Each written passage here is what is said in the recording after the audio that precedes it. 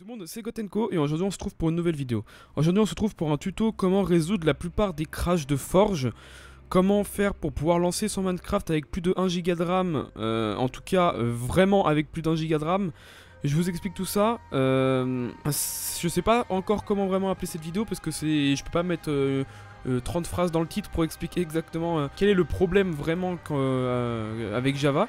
En fait tout simplement quand vous téléchargez Java, la plupart des gens qui le téléchargent, comme Java ça a plus de 25 ans maintenant à l'heure où je vous parle, Java quand vous l'installez, il vous l'installe en 32 bits, les 32 bits qui est, je sais pas vraiment comment vous expliquer, mais en gros les anciens PC tournent sur un système 32 bits qui est un vieux système en fait, et qui, comme pour les vieux PC, avant il n'y avait pas beaucoup de RAM. Du coup, avec ce système là, et Java il se lance avec moins de 1 Go de RAM, on peut pas lancer avec plus d'1 Go de RAM. Je vais vous faire les frais. Alors là normalement je suis avec Java 32 bits là actuellement.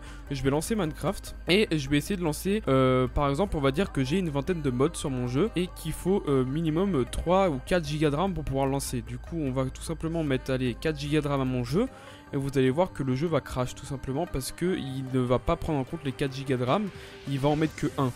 Alors c'est pas mal de bugs que beaucoup de gens ont avec Forge. Du coup je pense que je vais dire que ça résout les bugs de Forge, mais ça résout pas tous les bugs de Forge.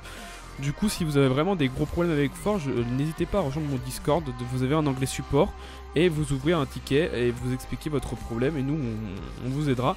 Là du coup je vais décaler Minecraft sur l'autre écran et vous voyez que à peine je lance, il charge Minecraft et on voit qu'il crash, il ne répond pas directement. Tout simplement parce que j'ai trop de mods pour le nombre de RAM que j'ai alloué, même si j'ai écrit 4, comme j'ai pas la bonne version de Java, il n'alloue pas plus de 1 Go de RAM, peu importe ce que j'écris. Et vous avez bon désinstaller Java, le réinstaller, etc. Ça ne marchera pas. Et je vais vous montrer comment savoir. Déjà, on va lancer le CMD, invité de commande. Vous le mettez sur le bureau ici et tout simplement, on va voir notre version de Java en faisant un Java-du-6 version. Avec cette commande, on va tout simplement voir notre version de Java. Alors là, comme on peut le voir, j'ai Java Hotspot TM client VM. Alors à partir du moment où il y a écrit client VM, ça veut dire qu'on a Java 32 bits. Alors je vais vous mettre un lien dans la description pour changer ça. Tout d'abord, on va aller dans ouvrir, on va mettre panneau de configuration. Hop là. Désinstaller un programme. Et là, on va écrire Java. Bam. Là, normalement, vous avez Java 8 Update. Bon, après, je sais pas quand vous regardez la vidéo, mais en tout cas, à l'heure où je tourne la vidéo, Java 8 Update 2.6.1. Désinstaller. Voulez-vous vraiment... On va fermer Minecraft parce qu'il se lancera jamais. Désinstaller. Oui. Hop, et là, on voit que Java se désinstalle correctement. Hop, et là, on voit qu'on n'a plus Java, du coup, sur l'ordinateur. Si je fais un Java-version, normalement, il ne trouvera pas la commande. Voilà, Java n'est pas reconnu en tant que commande interne. Voilà, vous allez aller dans le lien qui sera dans la description, ici. Vous allez tout simplement choisir votre système d'exploitation. Bon, la plupart des gens qui ont ce problème, ça sera forcément sous Windows.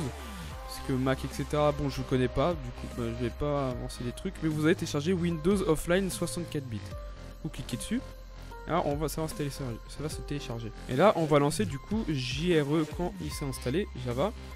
Vous mettez oui, bon, vous avez un petit écran noir. C'est normal. Tant qu'administration. Et là, vous voyez que vous avez le configurateur de Java. Vous cliquez sur installer. Hop, il faut que je change d'écran. Voilà. Là, ça va s'installer correctement. Et après, on va retourner sur le CMD et refaire un Java-version. Voilà, une fois que Java est installé, vous voyez qu'il est... Bon, on voit pas très bien, mais qu'il est installé. On clique sur fermer, on rouvre CMD. On fait un Java-version. Et là, vous voyez qu'il n'y a plus écrit client, je sais plus ce qu'il y avait écrit, client machin, et écrit 64 bits serveur VM. Et là, maintenant, on a bien Java 64 bits. Par exemple, moi quand j'avais mon serveur, si je le lançais avec plus de 3 Go de RAM, le serveur se fermait directement. Là, quand je vais lancer mon serveur avec plus de 1 Go de RAM, vous voyez que là il se lance avec 3 Go de RAM.